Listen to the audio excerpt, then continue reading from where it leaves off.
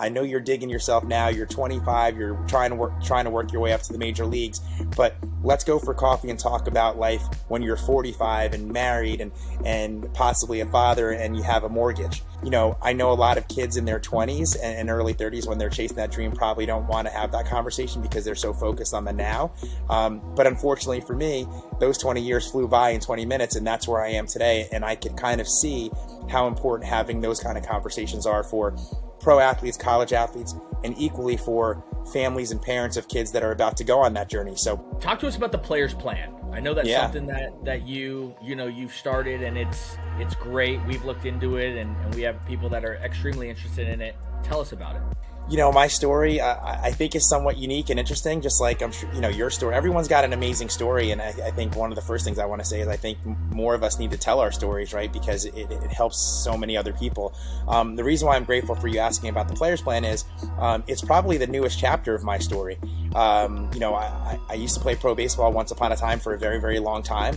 I luckily listened to my mom and dad, who used to get on my case and told me to make sure that I finish college and go back and get my degree, and I did. And I was able to make what has been really a life-changing career pivot into wealth management, which I'm grateful for. And because I was the newest advisor that joined the Levine Financial Group out here in New Jersey, I'm the newest, but also the only former pro athlete on the advisory team, which made for a lot of interesting conversations of me sharing my experience playing ball. And one of them was how I would tell them how many people would come into the clubhouse, whether it be from short season A-ball all the way to AAA or Major League Spring Training clubhouses, how many people would come and talk to us players about what glove contract you wanted, what kind of cleats you wanted, is your agent working hard to get you a baseball card deal so you can make a little bit extra money. But no one in 14 years ever pulled me aside and said, "Hey, Ray, I know you're digging yourself now. You're 25. You're trying to work your way up to the major leagues. But let's go for coffee and talk about life when you're 45 and married and possibly a father and you have a mortgage." I know a lot of kids in their 20s and early 30s when they're chasing that dream probably don't want to have that conversation because they're so focused on the now.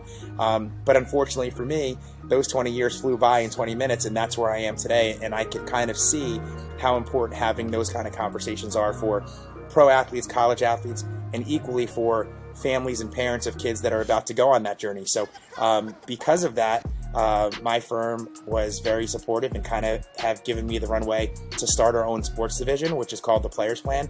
And my goal is to help as many people that call sports their home and help them plan better for a better future. And that's awesome. And like the first thing that I want to touch on with that is, what are some of the common misconceptions that families have about the college finance process? Yeah, great question, broad question. I'm going to give you a really broad answer just so people can kind of get a pretty strong grip on it, right? I'll give you a quick example. Unfortunately, like every player, you get too old to play and you have to retire and walk away from the game. And luckily for me, although I'm in this space in wealth management, I still coach a great deal, right? I'm leaving the office here in about an hour or so when I'm done with you guys, and I'm going to head to my second part of my day as a coach. One of the biggest misconceptions when it comes to college financing is this. My son or daughter is 8, 10, or 12. They love the game. They work hard every single day. We just got lucky and we landed a great coach like a Coach Diamond, who was just a guest on your show, or maybe someone like myself now who has a little bit of a following on social media. And that mom or dad is so pumped to be working with this kind of coach that they're convinced that over the next 2, 4, or 6 years, that son or daughter is going to earn a full scholarship, and that's their ticket to affording college. And it is the biggest misconception because rule number one, any good college baseball or softball coach, I'm almost positive on the softball side as well too. I'll give you an example on the baseball side, 11.5 or 11.7 scholarships. When I played college baseball many years ago at Seton Hall, we had a roster of 30 or 35 players. From what I'm hearing now, post-COVID, some of those rosters are 35 and 40 players. So coaches feel that it's necessary to break up the 11.7 scholarships into as many pieces as possible so that everyone can get a piece of the pie. Well, if you go to a really big name school, I'll just give my school as an example, which isn't the biggest name school ever, but I'm a proud alum of Seton Hall University. Pretty darn good baseball program, Big East Conference, very expensive. It doesn't take a math genius to understand that if my head coach broke up 11.7 scholarships amongst 35 players, mom and dad still have to pay quite a good portion of that college tuition. So, if there are any mom and dads out there that are listening to your show and listening to this episode, in particular, my first recommendation would be take a hard look at, how much it's going to possibly cost your son or daughter to go to college, even if they do earn an athletic scholarship, because more than likely it's going to be a partial one. 100%. I tell a lot of the players and parents that I discuss with, these coaches are not going to give you a full ride. And they're going to give you a partial scholarship, and it's because they can't miss. If they give you a full ride and you end up not being the guy or the girl, it really sets them back for the next couple years. So parents have to understand that, yes, a partial scholarship is great, but make sure your child has good grades, get those Pell Grants, 100%. Get those academic scholarships, because that all adds on to your stuff. So I think you're absolutely right. When we spoke, I was like, I have a 529 account for my kids, and I'm super proud of it, right? Like it's something that started up. They're 5 and 2. There's not much in there, but it's something that is going to create a foundation for them. What do you think about the 529 account? I know you talked to me. You said there's plenty of options. I'd love to run through some of those options. Well, I think my answers are going to be very similar to how I coach, right? And I think this is a good sign for any parents that are working with good baseball and softball coaches is this. The first thing I said to you when we had a conversation, right, I really didn't even get to too much detail, was, first of all, the fact that you and your family are saving and contributing into a 529 plan is just an incredible trait. It just shows that you're a great father and that you're thinking about your children's future. And that to me is very equivalent to a young player that's like, yo, Coach Ray, I just want to get to work, man. I'm willing to put in the time. I'm willing to sacrifice. I'm willing to be here. That's the first ingredient. I think what we're trying to do here with the players plan is we're just really trying to educate as many players and their families that maybe the one practice or the one routine piece that they think is the end all, it may not necessarily be. It may be part of it, right? For example, a lot of players have talent. A lot of players have a certain technique that is working great for them, and then they go to another level. And then all of a sudden they start to hit some bumps in the road. A good coach may not completely change everything. They just may add another little ingredient to the plan. And that's exactly what the players plan is all about. So in regards to a 529, what I like to say is it's a great habit. It's a great behavior. It's a strong option. Is it the strongest? Let's have a conversation.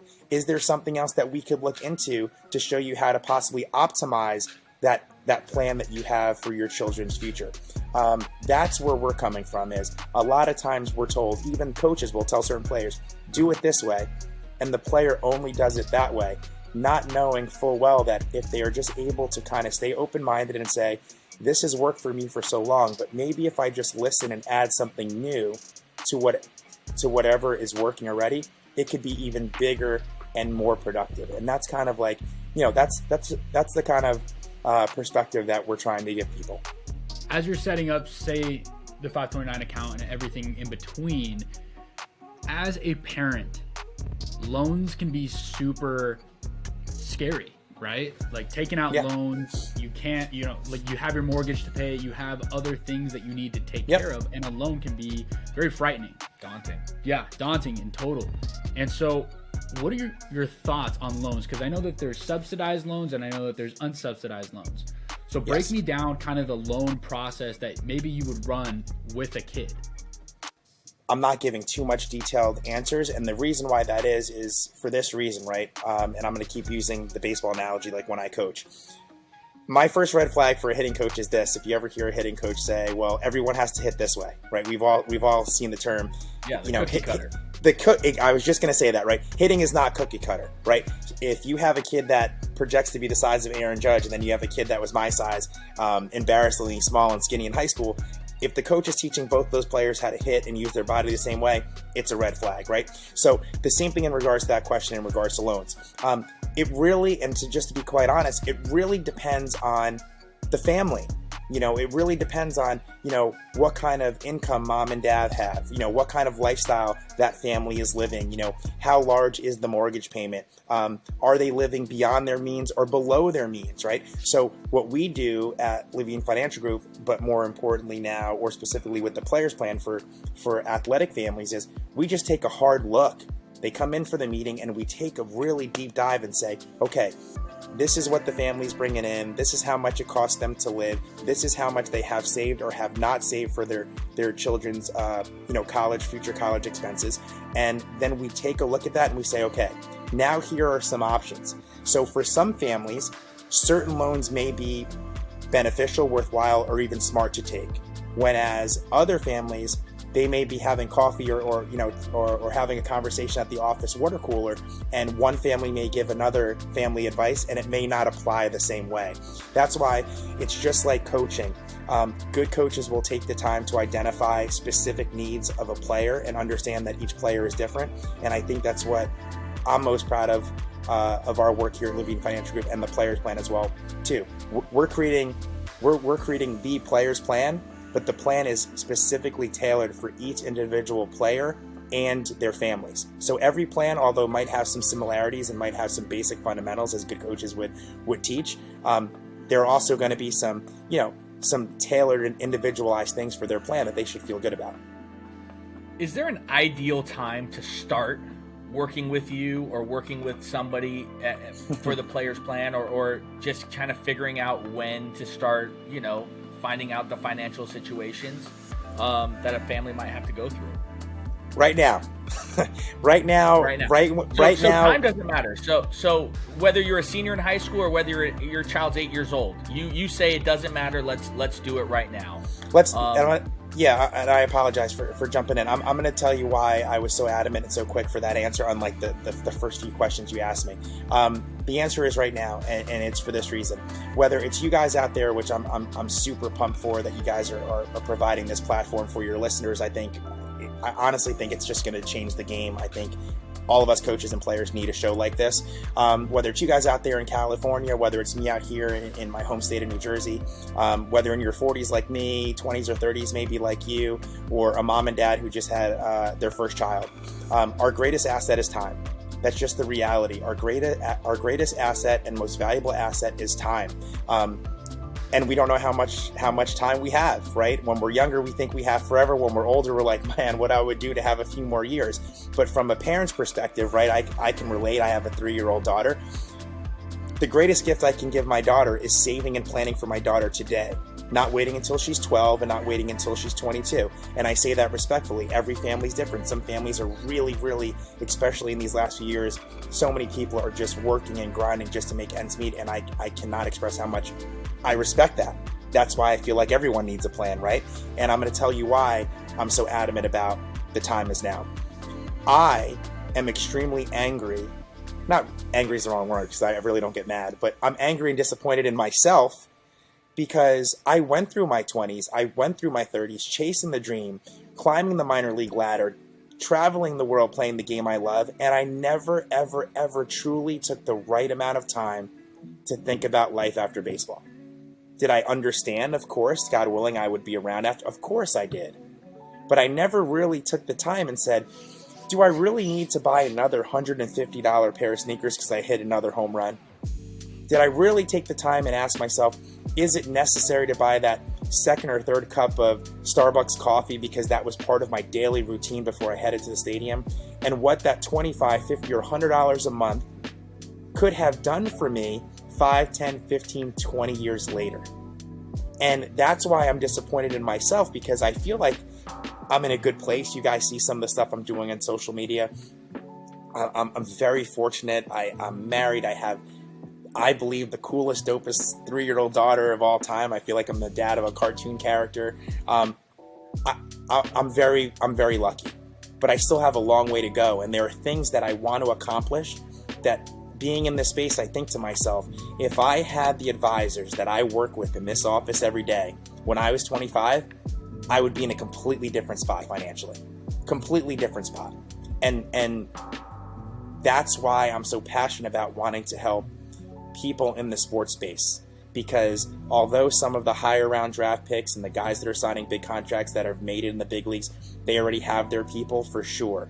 And I still believe we can help people in that space too. I know there are hundreds and thousands of younger Ray Navarretes that just signed their contract in the minor leagues, or the new kids in college that are getting some NIL money, or these mom and dads that are literally spending thousands of dollars a year for lessons with good coaches, but aren't taking the same amount of time to plan for the next 3, 5, or 10 years when it's time to really face that challenge of how are we going to pay for our son or daughter's college tuition. So then let me ask you this. What is step one that a family should do before even getting into contact with you or the players plan? That's an awesome question. And honestly, I'll take myself out of the shoes of me and the players plan. And I'll take a look at it from being a dad. I would sit down and have a family conversation. So if that's, if a household is lucky enough, mom and dad are married and everyone's in the same house, sit down, have a glass of wine or a cup of coffee and say, all right, so what's the deal? Are we saving for our children's future? Like, are we contributing every month? Do we have a 529? Are we putting it somewhere else? Do we have a game plan? Do we have an expected inheritance? Whatever the case is, just have that conversation. And I would say probably the conversation should be a little more detailed. How old are the kids? Are the kids 2, 5, or 7? Okay, you haven't talked to your kids about what college they want to go to. But maybe your kids are 10, 12, 14, and they're playing high-level travel sports, and now your kids are expressing like, hey, mom and dad, I want to go to Harvard, or I want to go to Miami, or I want to go to Ohio State. At least now you can start putting some pieces of the puzzle. Like, those schools I just mentioned aren't cheap. So now you can ask yourself as a family, sure, we are trying to save, but are we saving enough? Are we saving enough of our income? Are we spending too much? So number one, have the family conversation. You can have it in the privacy of your own home. You don't have to worry about anybody, judging you. I know that's a big deal in the financial space. People are apprehensive sometimes to take a meeting because they either think, number one, they know it all and they're killing it, and there's always something to learn, as we know. And the other side of the coin is a lot of people know deep down in their heart that they need help. They would love to work with people like us, whether it's here in New Jersey or in their home state, but they're nervous to take the meeting because they might be a little bit embarrassed of, my life looks better on the outside on Instagram, but if they really took a hard look, I don't want them to know I have excessive credit card debt, or I might be behind on a car payment, or I only have a few dollars in my savings account. And a lot of times people are just scared to take a meeting because they don't want that information to be out because they feel like they're going to be judged. And what we like to tell people all the time is this. Number one, at least with us here at Levine Financial Group and the Players Plan, there's absolutely no judgment. We're in the business of helping people. And more importantly, number two, if you went to a doctor and you got a scary diagnosis, but the doctor said, hey, listen, if you just follow this plan, everything's going to be fine. More than likely, all three of us, we would go home and make those changes so we would be healthy. I don't think anybody would say, oh my gosh, I'm so embarrassed, I'm just going to ignore it. So that's what we like to tell people too, is like, yeah, sure, maybe at first you don't want to talk about those things, but 99.9% of the time, there's always a way to improve whatever situation you're in, regardless of how, discouraged you might be. And that's why I've fallen in love with this line of work. It's very similar to coaching baseball. I know it may seem crazy, but it really is. I'm in the business of coaching baseball because I love to see the reward on the kids' faces, whether they're 18 and they just found out they're getting a scholarship, or 8 years old and now they learned how to finally hit live pitching, right?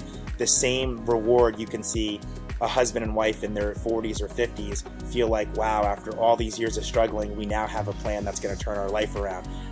There's a direct correlation between the two.